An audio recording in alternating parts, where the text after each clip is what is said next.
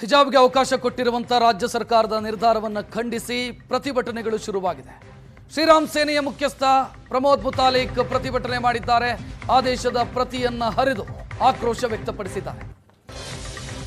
ಹುಬ್ಬಳ್ಳಿಯಲ್ಲಿ ಶ್ರೀರಾಮ್ ಸೇನೆಯ ಕಾರ್ಯಕರ್ತರು ಪ್ರತಿಭಟನೆ ಮಾಡಿದರು. ಪ್ರಮೋದ್ ಮುತಾಲಿಕ್ ಅವರ ನೇತೃತ್ವದಲ್ಲಿ ಕಾಂಗ್ರೆಸ್ ನಾಯಕರು ಹಿಜಾಬ್ ಧರಿಸಿದ ರೀತಿಯ ಫೋಟೋವನ್ನು ಪ್ರದರ್ಶಿಸಿ ಆಕ್ರೋಶ ವ್ಯಕ್ತಪಡಿಸಲಾಯಿತು.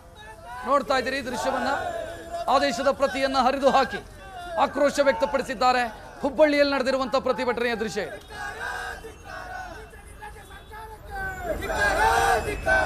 ಇವತ್ತು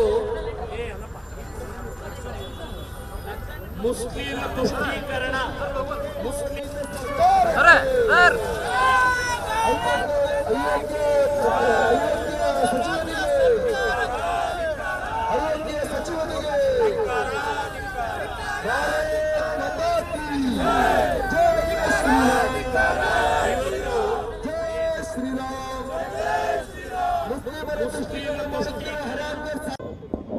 ಶಿಕ್ಷಣ ಮಂತ್ರಿ ಮಧು ಬಂಗಾರಪ್ಪನವರು ಒಂದು ಅಧಿಸೂಚನೆಯನ್ನ ಹೊರಡಿಸಿದ್ದಾರೆ.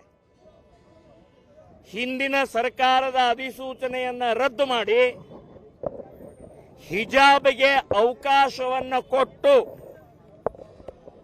ಶಿವದಾರ, ಜನಿವಾರ, ರುದ್ರಾಕ್ಷಿ ಇದನ್ನ ಧರಿಸಬಹುದು, ಹಿಜಾಬ್ ಧರಿಸಬಹುದು. ಅದರ ಜೊತೆಗೆ ಇದನ್ನೂ ಹೇಳಿದ್ದಾರೆ.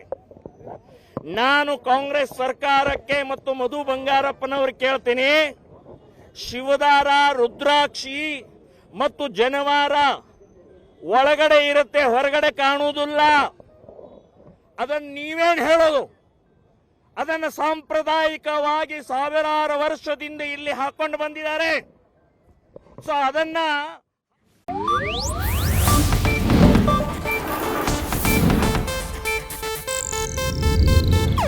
ಇದು ಏಷ್ಯಾನೆಟ್ ನ್ಯೂಸ್ ನೆಟ್ವರ್ಕ್ ಪ್ರಸ್ತುತಿ.